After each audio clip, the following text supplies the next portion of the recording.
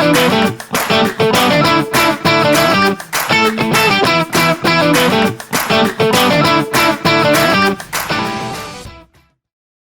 everyone, I'm Rebecca from Just Gaming and Tech. I'm here with Rebecca Timmis. Not going to be confusing at all, back and back. I'm here with Rebecca today to talk about the game that she's developed. Hi Rebecca, thanks for coming. Thanks for having me. That's okay. Now, full disclosure, Becca and I actually know each other in real life for many years. And it's awesome that we're going to be sitting down and talking about the book that you've got out now and then the game that you've developed. Awesome. Good. Rightio, so let's get right down to it. So it's all very exciting stuff for you. Now you've just released book 4 in your children's book, is that right? Yes, I have, in the MerTales series. MerTales series, so book 4, that's pretty exciting. Yes, it is. I have it right here. Oh, beautiful. This is my new baby, my youngest baby. It's looking pretty good. Which is MerTales, the Mysterious Rainbow Thief. Alright, so can you tell us a little bit about your series? Yeah, sure. So MerTales is a junior fiction series for the 6 to 9 year old range, and it's about 4 mermaids who discover that they have magical powers after a shooting star falls into the ocean. So it's very cute and sweet. There's lots of themes of friendship, and yeah, it's just a lot of fun. There's lots of wordplay in there. Everything's amazing and flipperific, and there's lots and lots of illustrations as well. So it's really targeted for that age group that's just starting to read on their own. Yeah, lots of fun. Yeah, it visually stands out very well too. So. Yeah, I was really lucky. The publishers, Albert Street Books, were fantastic. Each of the 4 mermaids has a different tail colour, and that's the spot colour that they've put into the book. So we've got pink for Pearl, and we've got green for Sandy, and they did such a great job picking a really appealing green. Yeah, actually I like that. Favorite, so it is a hard colour to make like cute and sweet and really sort of girl appealing. Yep. So they did a really fantastic job. So I'm very, very proud of my babies. I did all 4 in the space of a year. Yeah. Wrote and illustrated. I saw that they were pretty. You've been just doing so well. It was intense. It was really great. But when I finished, I sort of had to step away and relearn my kids' names and get back into real life. So yeah. Oh well, that's fantastic. They look amazing. Thank you. So you did all the illustrations yourself? Yes, I did. Yeah. And I never planned to.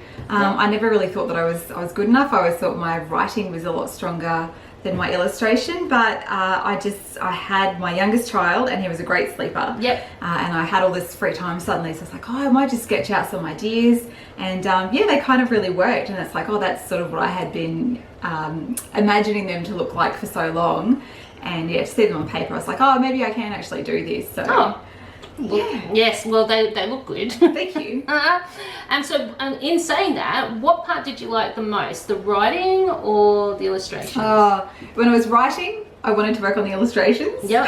And when I was doing the illustrations, I know that one. It's like, oh, this is so hard. Can't I just go back to writing? Yes. Oh, that's probably the writer in us, because we have like one project and we should be working on this, but I really want to be working on this. Yes, definitely. Story of my life, I'm telling you. And when the words flow, it's really easy. But when you get stuck on something, it's just like, this is just, why did I pick this as a career? I know. Yeah, I know. It's good too sometimes, like if you're getting blocked on one, you could work on something else. And I did that a lot. Yeah, that's sometimes how I survive the day. The creative day, yeah. So now, like as if you aren't already uber talented, writing artist, but you're also now a game dev, which is why I'm here. The gaming side of everything. Which is so awesome. So you've made a new game. What made you get into game development as well? Oh, ignorance. I hear that a lot. So my background, my actual day job, is web development. Yes. And I've been doing that for about 15 years. So lots of custom building, PHP and MySQL sites. Which is very nerdy technical terms. I do WordPress sites and that kind of thing as well. But yeah, I really love the nuts and bolts of coding. And when I first signed the contract for MerTales, the publisher sent me this marketing brief and said, oh, what else can you do to help market the book? And there were lots of questions about, do you know anyone in the media or any journalists? And I'm like, no, I don't know any of that. But I thought, oh, I do know how to build a website. Yep. And I had thought as well, oh, an app would be really fun and so appropriate for the age group. And I just want my life to be filled with magical making and creative fun, and it all sounds all well and good until you actually get down to the nuts into the nitty-gritty. Exactly. So I told the publisher, look, I've got this app idea, and they were really excited about that. And then I went away and researched what it actually takes to make an app and how much money it costs to get someone else to build an app. And I was looking at about $250,000. Yeah, to get someone else to do it. Yeah. And like, I'm just a freelancer. I couldn't afford that. So I thought, oh, you know what? Yeah. I reckon I knew what you were going to say. Yeah. I reckon I can do this myself. Yeah. So, oh my gosh. So you've gone ahead and you've done it yourself. Yep, I did. Okay. Rightio. Well, that's just fascinating. That's just awesome. The things that we decide to. I know. I can do that. I've got the time for that. It's that's not fine. difficult. So now that you've actually made the game, was it easier or harder than you thought? Way harder. So much harder. And not even, I always forget about the alphabet steps. So when you think of a plan of doing something, it's like, oh, you know, it's going to be step 1, learn a gaming language, step 2, make the game, step 3, market the game, the end. Yep. But I always forget that there's 1A, and B, and C, and D, all the way down to Z, and then you start again. So it's like, oh, okay, so you start researching a gaming language. Like, you know, even that was just an effort of figuring out what to use, what to learn, how much is that going to cost, and it was. I mean, I wouldn't even know where to start. So that's why I'm glad I'm on this side of game development, and I support all you guys. Anyone who works in IT, all we do is use Google all day. Stack Overflow and Reddit. Oh, okay, so there you I've go. spent lots and lots of time. Lots of time. Oh, yeah. Okay, so that actually leads me to what was the best part of the game development? Oh, wow. Actually testing the gameplay. Oh, okay. I would say. So what I love the most about web development is making things interactive. Yes. Which when you're talking about a website is pretty much building menus and forms. That's, you know. That wouldn't be very exciting. And what's sad is that was like the most exciting part of my day used to be making forms. Because you could kind of write like what just looks like jargon and then upload it and refresh the screen, and then you would be able to actually physically interact with the page. Okay, yep. But making a game is so much more exciting. So when it actually worked and you'd press your little F5 key to run your build, and you know, suddenly you'd have the character moving in the direction that you wanted to, doing cool little things, and that was really, really exciting seeing it actually come together. That would be. It was. It's coming to life. You're seeing it like, oh wow, this is possibly something that's going to happen. Yeah, that's why I look at it, just this little character who can actually move across the background. And I've seen the characters and they're super cute. So seeing them being able to move. Thank you. Well, that's awesome. Which of course then, what was the worst part about game development? Publishing them. Publishing? Yeah, getting them all set up for Android and iPhones. Okay, yep. So once getting all of that set up in the back end, and then actually creating like your developer accounts. Yep. It's kind of a good thing that it's so hard, because I think it would keep a lot of really cruddy games out of the market. It's a bit of a gatekeeping step. Okay, I think, but then again, if you're the kind of person to persist with building a game, you're probably gonna take it all the way to the end. But I do like to think that maybe it is hard on purpose. Or maybe I'm just not as smart as I think I am. It was intense. Especially for Apple. Getting the game set up and getting like an Apple developer account. You've got to do all these certificate installs, and I think I'm not very comfortable on a Mac. Okay, I'm, you know, PC all the way. So learning all of that.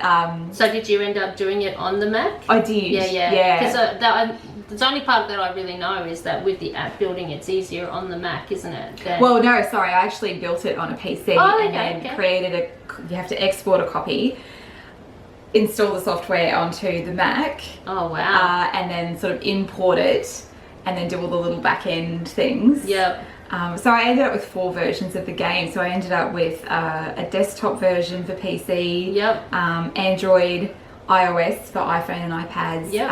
and then a Mac desktop game as well. But I decided not to release on desktop at least yet. Okay, yeah. Because the game was specifically made for mobile, so I'll see how that goes first. Yeah. And then I might go back and go there, go from there. Okay. So, how long did it take you to make the game? Okay, I started learning Game Maker language, GML. So the software I decided to go with in the end was Game Maker, who used to be Game Maker Studio. Oh, okay, yep. And I started doing a lot of tutorials and courses on that about 14 months ago. Oh, okay, yeah. And then I got really caught up working on the books. On the books, yeah. And then I finished those mid-February 2022, so mid-February this year. And then I just got straight back into the game. So I probably had one level of the 3 levels done by that stage. Yep. And then I spent 10 solid weeks just making the rest of the game. So that was the other 2 levels, the title screen, reset functions, or the pause screen, and the end scene and the end credits. So it was a huge amount of work. Yeah, and I only work part-time because I have small kids. So yeah, about 10 weeks. So adding on the learning curve as well, I'd probably say it was about 4 months. Yeah. Well, with your first one, there would be that learning curve. Yeah. So, do you think it would probably be easier the next time? Oh my God, maybe I hope so. Yes, I hope so. Yeah. Yeah. So the game, it's called MerTales Mermaid Rescue. So what is the game about? So the game is based on the main character from the first book, Pearl Periwinkle. Yeah. So she is the blonde mermaid with the pink tail, and her magical power is she can talk to animals. Oh, okay, yeah. So the storyline of the game is Pearl has gone to visit her favourite seahorse Silverdust at the Mer School stables. Okay, yeah. And he's missing. Oh. So, yeah, very sad. Very sad. And the other seahorses in the stable tell Pearl that he has gone to the Weeded Wood. So the 3 stages in the game, the Weeded Wood, the Seagrass Meadow and Blue Bottle Gully, are all included. They're all settings from the actual books. Oh, okay, right, yeah. Which is kind of exciting. And then the aim of the game is that Pearl has to navigate through these 3 different mazes. Yep. Talking to various sea creatures and helping them out in order to collect keys, which let her progress through the game. Yeah. So that she can find Silverdust. Oh, okay. So you also made the game available for app and the Google store, didn't you? Yes. Yeah, so it is available in both. Available in both. Okay. Yeah. So which is good because that's basically because it's set for that age group. The app stores are actually absolutely one of the best for a kids game, which is really good. You also did, the art is very similar in the game and the book, so I'm assuming you did the art for the game as well. Yes. Yeah. Was it easy to be able to transfer the art to the game? Kind of. It's a little bit more stylized. Okay, yeah. So Pearl's kind of got like a bigger head and a smaller body. Oh, okay, in the actual video game. Yeah. But it was kind of fun coming up with the animation for it. Oh, okay, I studied animation after I left high school like a million years ago. And then I sort of hadn't really touched on it since then. Yep. So I had to relearn all these principles, and one of the biggest things, and it's such a minor detail that nobody else would ever notice, but I'm so proud of this, is the way that Pearl's hair moves. Oh, okay. So she's got her tail kind of swishes, but yeah, her hair kind of moves in this this animation technique called the wave principle. Okay, yeah. Where it becomes this loop of when it flicks up at the end and then it starts again from the start. So all of these little things and that I had to kind of relearn. And getting the different fishes, their tails to move. Yeah. That kind but of it all thing. adds a little bit of character. It That little does. bit of detail adds a little bit of character. Yeah. And really makes it come to life. Yeah. So it's Otherwise worth it in it's the kind end, of bobbing up and down. So I think so. Yeah. Well, it does. It gives it a little bit more of a, interactive sort of feel. Yeah, and I think it makes it look a little bit more professional, and it wasn't like it was made by just one crazy person holed up. I can do this game. I can do it. Okay. That's right. So some of my viewers are gamers, but some of them are actually the young gamers. So obviously, which is who we would be marketing your game for. What age group was yours for? So the books are about 6 to 9. There is a lot of dialogue in the game. Independent readers are going to find this a lot easier. Now, so some of those young viewers that we have are also interested in game development. So for that age group again, what would you say to inspire a young game developer? Oh wow. There's nothing more exciting than creating something, so sort of having an idea in your head and then seeing it come to life as an actual tangible thing, whether that's a drawing, a story, or a game. And I know Game Maker there's 2 different ways that you can build in Game Maker. There's using the coding language, but there's also a drag and drop feature. So that'd be good for that age group. Absolutely. Learning the game language is always better because you're always going to be able to tweak things a lot easier. But learning the principles of coding, you can do that with a drag and drop because you're kind of working out how elements interact with each other and different language, around sprites. And that kind of thing, which is really helpful. So it's a great starting point. That would be a great starting point. Because even for me, just to look at the code necessary scares me off. And I mean, I talk to a lot of game devs, and then they show me clips of some of their work and some of the code that they've done. And then I've seen clips where they're frustrated because they've missed one little dash. And it's not gonna, and then that's gonna stop what you need to do. And it can take you a long time to find that. 100%. So for kids, they might not necessarily have the patience to be able to go through straight from that. That coding part. So a drag and drop would be a good way for the young developers to start off and really just to play. And was it easy, do you think? Well, I know it wasn't easy, but do you think it'd be something, even the drag and drop, do you think it'd be something that... It's kind of designed for kids to learn. Oh, okay. Oh, well, that's good. Okay, so in saying that, talking to the young game developers, is there any advice you would have for a young budding game developer? Oh yes, kind of the same advice I would give young budding writers. Is do something that you would love. If you're going to love making it, other people are going to love reading it or playing it. So don't be afraid to copy things that are already out there. Because essentially all you're doing now is learning. When I was younger, I used to just trace and copy Disney pictures constantly. And at the time, it was sort of, you kind of felt a bit guilty, like you were doing something wrong. You weren't really drawing. But what you didn't realize is that you were learning so much about, making your line work smooth. You were learning things that you didn't even realize that you were learning. You were building muscles in your hand. You maybe weren't learning the principles of art, like shape and perspective and thing. You weren't conscious of those because you were just copying lines. But it still all has a benefit. And then once you feel comfortable, by all means, go out and do something that you think would just be super cool. And just keep at it. You're never going to get that perfect finished piece to start with, are you? No. You've got to keep going. Everything. You'll never finish. Takes a minute. You'll never finish if you're going for perfect. No. Just go for fun. I know, I think we've learnt that the hard way. We always try for that perfect ending. But we're going to make your writing sparkle.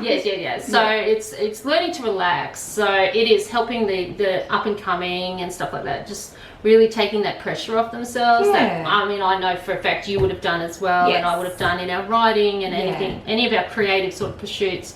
We do aim for that perfection. And you can't, can you? It's just so if you're starting out, learn from the mistakes and build from that. And just have fun, play with it, and play-based learning is shown to your retention is a lot better.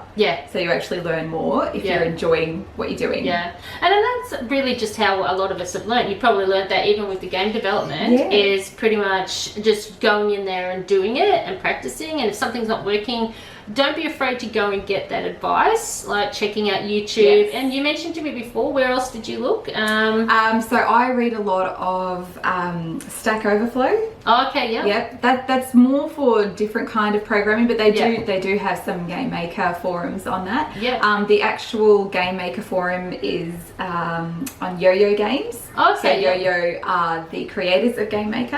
Okay, yeah. And Reddit. Yes, yeah, Reddit is a great source of a lot of that community. information. Yeah, absolutely. So they're good places for a beginning dev to go and start looking, and don't be afraid to look at those tutorials, and don't be afraid to ask stupid questions either. No, because if you have that question, someone else does. Someone else has that question. Yeah. I find that with a lot of the tech stuff. Yeah. How do I do this? This is like, if your question is how to turn on the computer, though, maybe you're not ready for game dev. No, that's it. Yeah. How to get the sound to work now. That's another thing. Okay. All right. So I've had a look at the game, and so the art is awesome because it's very similar to that, and we've touched on that. But the music is also very fitting as well. Like it has that like under the sea mermaid adventure sort of vibe. Yeah. Did you do the music as well? It's the only thing I didn't do.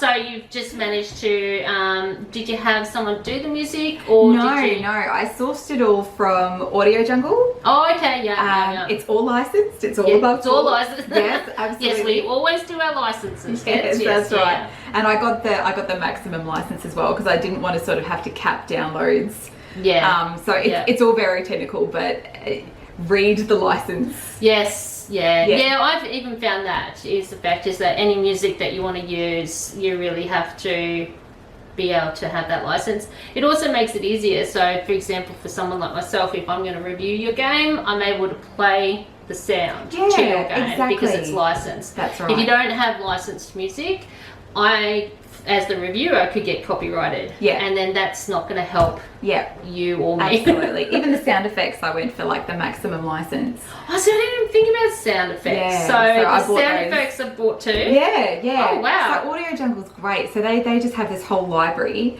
So I spent hours upon hours just listening to little music tracks, trying to figure out which stage or which section of the game that they would kind of match the best.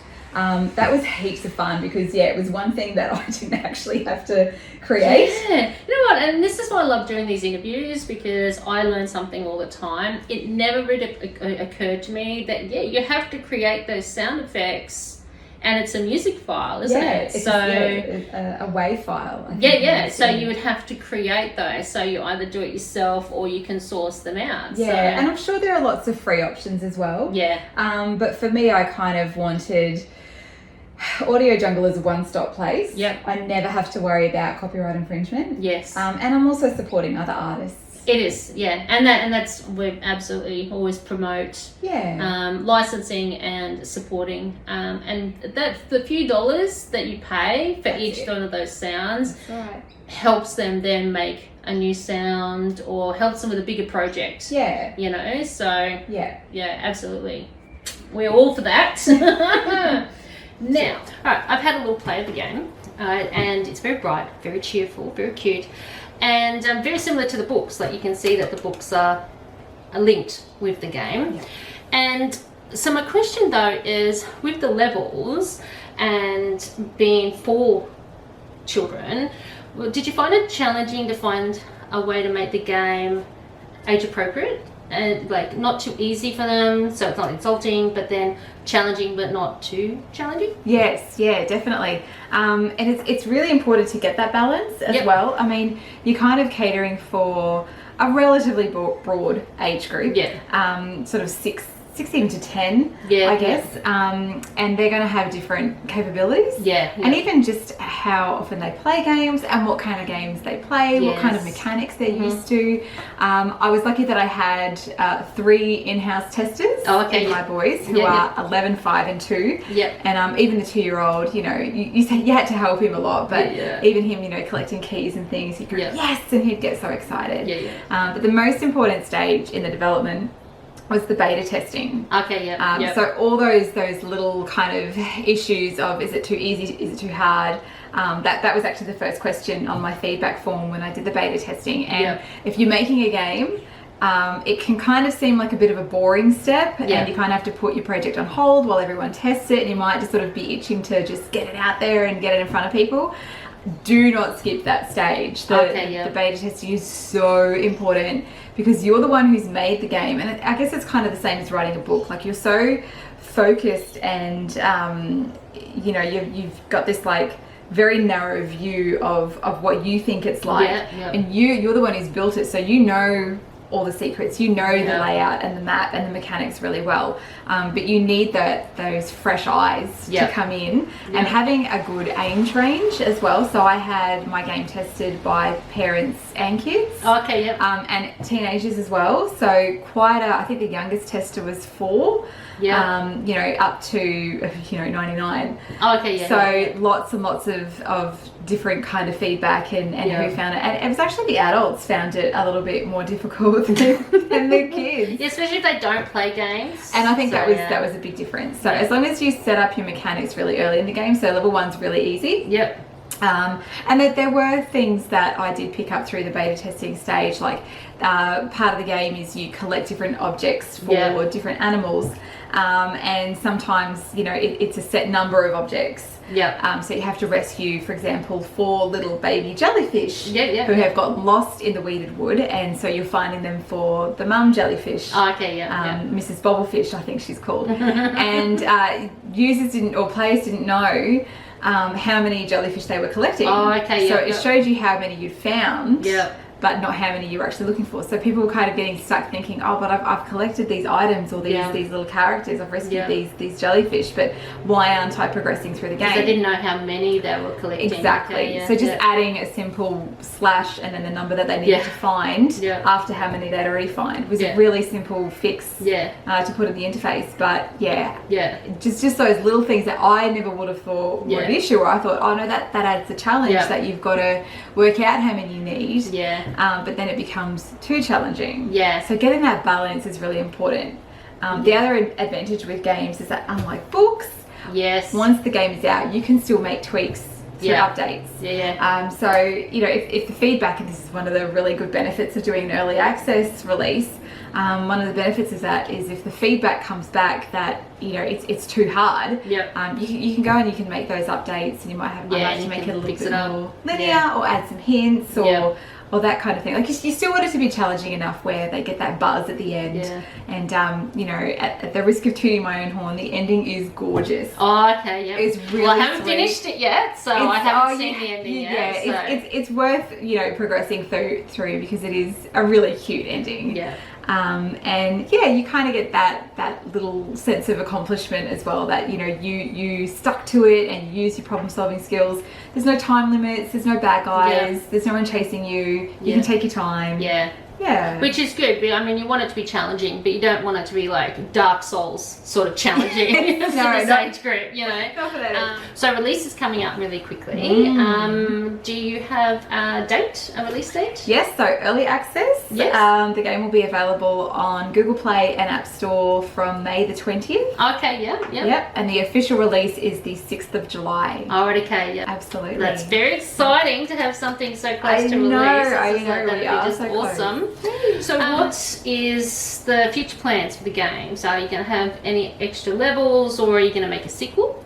I do have ideas. I have something you can't really make a platformer for mermaids because they can't jump. But I do have a lot of games in mind, and mini games. I'm thinking of maybe a suite of mini games. Would be quite fun.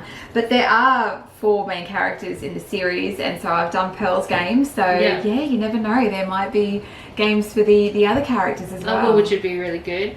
You were telling me a little while ago about an idea you had about maybe doing a mermaids where you get to dress them and stuff like that. So that sounds like a cool idea. So making your own mermaid. Make your own mermaid, You know, you've got your nail salon. This would be a tail salon. So you get to have your own mermaid tail colour, and change your hairstyle and all those kind of things, and sort of make your own mermaid. And I think that would have really good replay value. And then I sort of have this idea where you could kind of collect and save these mermaids, and maybe have them, you know, swimming around in a reef or a gallery that you can sort of scroll through and have a look at. And I think that would be really fun. Yeah, I think for that age group, that sounds really awesome. Like as an older gamer, like a big Sims 4 fan.